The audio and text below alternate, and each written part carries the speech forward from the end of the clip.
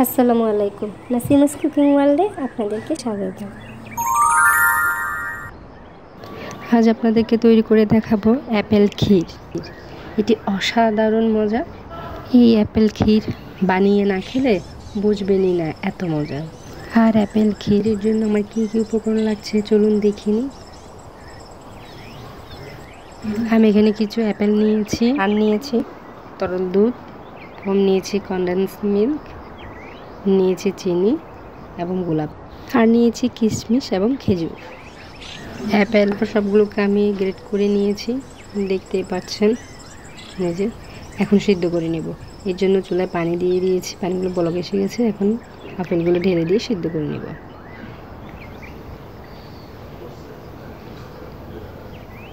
আপেলগুলো সিদ্ধ হয়ে গেছে, এখন পানি ঝরিয়ে নেব। দুধ গরম হয়ে গেছে, এখন সিদ্ধ করা অ্যাপেলগুলো দিয়ে দিব।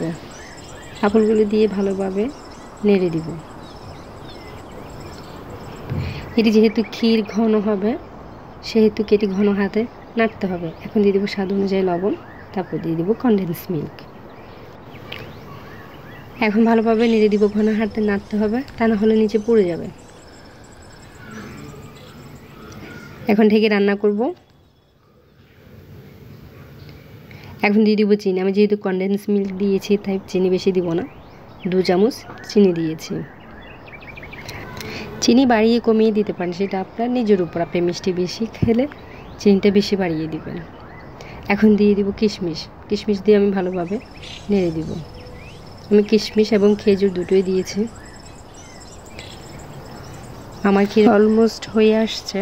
এখন দিয়ে দেব গোলাপ জল। কমপ্লিট হয়ে গেছে, এখন নামিয়ে নেব। গরম বা ঠান্ডা যেমন খেতে ইচ্ছে করবে তেমন পরিবেশন করতে পারবেন। তৈরি হয়ে গেল খুবই সুস্বাদু মজাদার অ্যাপেল ক্ষীর। অ্যাপেল ক্ষীরটি খেতে অনেক অনেক স্বাদ।